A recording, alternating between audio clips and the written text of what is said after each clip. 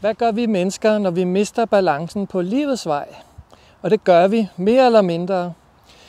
Så er det rigtig godt at have nogle mennesker omkring sig, som for eksempel en ægtefælle, en kæreste, en god ven, som man kan tale med de her ting om.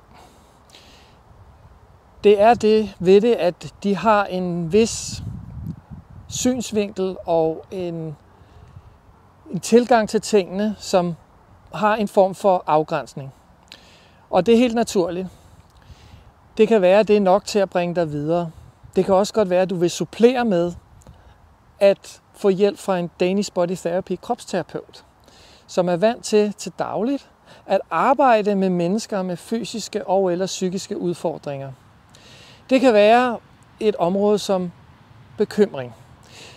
Det er helt naturligt at bekymre sig, men der er også et fænomen, der hedder overbekymring. Og det er, hvis man bekymrer sig for meget. Hvis man også prøver at kontrollere nogle ting, som man måske ikke i bund og grund kan kontrollere. Så kan det være, at man oplever en sorg, som man har svært ved at komme videre fra.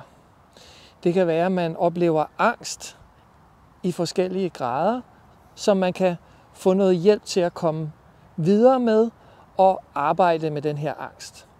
Det kan også være, at man har noget vrede, indestængt vrede, måske noget undertrykt, som egentlig har behov for at god gavn af at blive bearbejdet på en måde i kropsterapien, som man kan sige er på en kontrolleret måde. Hvis de her ting ikke bliver bearbejdet, så kan de sætte sig som forskellige ubalancer og sygdomme.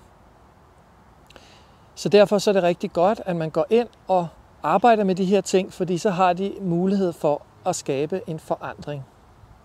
Hvis du har lyst til at høre noget mere om Danish Body Therapy, så synes jeg, du skal gå ind på hjemmesiden danishbodytherapy.dk og læse mere om denne her fantastiske måde at behandle på, det her behandlingssystem.